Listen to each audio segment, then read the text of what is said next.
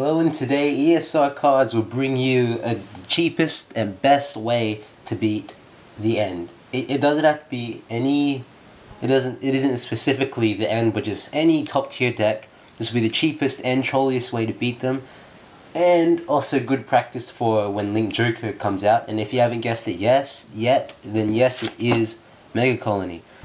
The cheapest and trolliest deck to build. Like seriously, there's only about 5 double rares in here and nothing higher than that, no triple rares or whatever. So let's get to it. Our starter is Mega Colony Battler C, and the skill of this card is obviously Pioneer Effect, so move it back, and when the attack hits that it boosted, you can counterblast one, move it to the soul, and choose one of your opponents, and it cannot stand during your opponent's next stand phase. So obviously that's kind of like what Link Joker does, except it gives them opportunities to remove the units or do something with them, like intercept or whatever. Alright, for the grade 3 lineup, run 2 Mutant Arts, Martial Arts Mutant Master Beetle. This card probably only cost about, hang on, let me focus. Yeah, card probably only cost maybe about like $5, and its skill is pretty good for what it does. It's a nice 11k Vanguard, and its skill is Limit Break, Counterblast 3. When it attacks, so not when the attack hits, you can Counterblast 3 and lock 2, not lock, 2 of your opponent's units cannot stand during the next stand phase. So you could make his front row grade 3 and his Vanguard booster not able to stand, giving him like some pretty low attack power, and he's also missing one attack. So run 2 of these. When the only reason run 2 is because after you do it the first time, you probably won't have another chance to do it, seeing as how this deck doesn't have any unflipper damage. So after you've used the skill, then it's pretty much just an 11k beat stick Vanguard. And obviously, if you don't have any other Mega Colony rear guards, then it's going to lose 2k, making it 9k. And I'm sure you don't have to worry about that unless, I don't know, something like Excoplate blows up your field. Run 2 of these, was it 12k attackers, so when they attack the Vanguard, then he gets an extra 2k. Probably, I only run 2 because you can put them at both rear guard, front row circles. Put an 8k behind it, hit 20, making your opponent drop a 15k guard if their Vanguard is a 10k. 1 Hell Spider. It's actually pretty good for a rare. Its skill is Counterblast 2, choose one of your opponent's units, and it is not able to stand. And its second skill is, if all your opponent's units are resting, then it gets an extra 3k, making it 21 if you put a 8k behind it.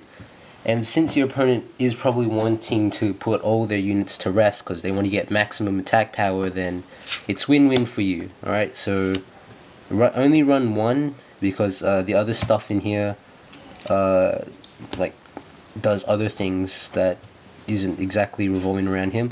And also the good thing about this is it works on rear guard and Vanguard. For the Counterblast 2 can't stand, but only 3k on the Vanguard if all your opponent's units are resting. So it's just a good way to use up your remaining 2 counterblasts after you've used Martial Arts Beetle skill. 1 Master Fraud, it gets an extra 3k when it's boosted for free, and if the attack hits, you can Soul Blast 3 and draw a card. So that's just good to replace the Vanguard with, because it gets 3k for pretty much nothing, and also you get an extra card if the attack hits. And then 1 Machining Stag Beetle.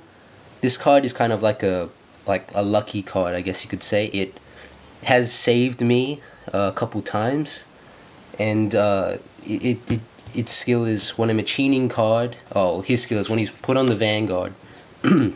choose 2 machining units from your soul and call them to rear guard, and then he gains an additional attack equal to whatever was called. So say ride him, choose a grade 2 or grade 1, except we're only running the grade 1 of the machining in this deck, and it's so he gets an extra 7k for nothing. Just it's a free unit. The only catch is the free unit that comes in is put at rest, but you can just retire it and put something else in, seeing as it's a free unit anyway. So I guess you could say that it's actually more of a free 7k. So yeah, run one of him.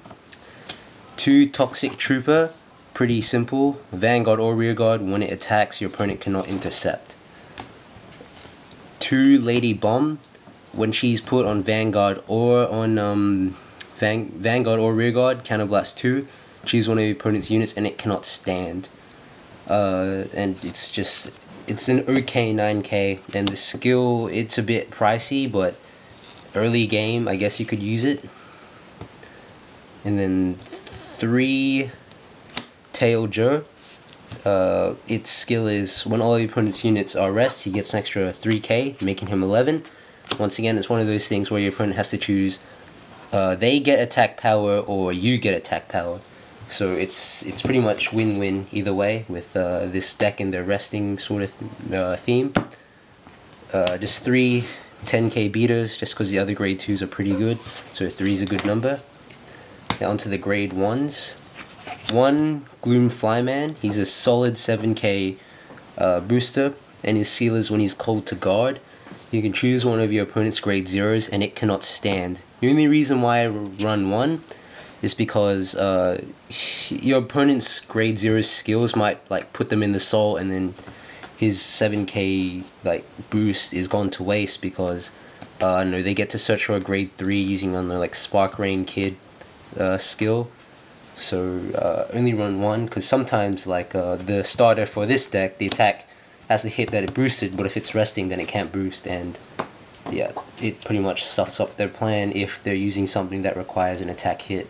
But if it goes into the soul, then don't bother guarding with him unless they're silly enough or desperate enough to call the trigger. 2 Karma Queen, pretty much just a grade 2 a grade 1 version, sorry, of the Karma Queen. She's a nice 7k booster, and yeah, pretty much Counterblast 2, choose a unit, can't stand. 2 Machining Hornets to go with the Machining Stag Beetle. You want to have this card as your first ride, and then if you're in a really desperate situation, you can ride the Stag Beetle, call this to rest, and then an extra 7k to the Vanguard. Only run 2 because they're a nice 7k. There's nothing really better for this deck right now. They are confirmed getting support, but right now these are good. And then of course 4 8k booster slash beat stick, whatever. 2 of these Mega Colony Battler B. This is pretty much like a better version of the starter. So instead of going to the soul, they just need the attack to hit a Vanguard, then they can just counterblast 1, choose one of the opponent's units, and it can't stand. So it's just a 6k, that's probably the only downfall. It only costs 1 counterblast, and the attack just has to hit a Vanguard. And it doesn't need to boost a Vanguard, so you have room for these 10k boosters. Same deal as Tail Joe and Hell Spider. If your opponent either chooses don't rest all their units and give you and they lose power, or rest all their units and give you power. So if all your opponent's units are resting, then these are 10k boosters. Stealth Millipede. And I only run 2 0 shields because their attacks are never really high when they play against this deck. So normally you can 10k 2 pass it if you rest their like booster for the Vanguard. So only run 2. You could run 3 and take out the Gloom Flyman if you really wanted to, but Gloom Flyman's got a nice 7k boost, so hold on to him. But yeah, 2 or 3 is good, but remember this deck is super cheap. It's like it's 2 of the only double rares in the whole deck. And standard 4 heals, not really needed to say much about that. 3 draws. You may be wondering why stand triggers, why?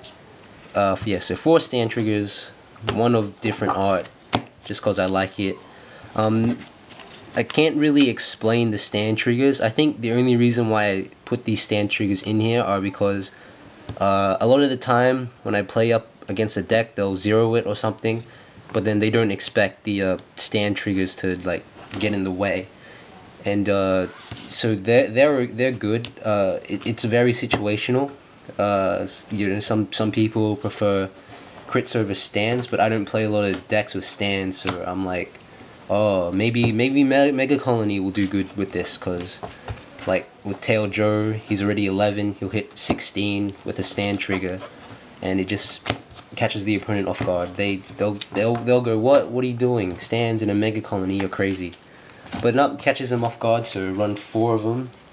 Or if you really wanted to, you could play 8 crit. I'm playing 5, just because I find that it's a balanced number of triggers that I have going. So 4 stands, 3 draws, 5 crit, and 4 heals.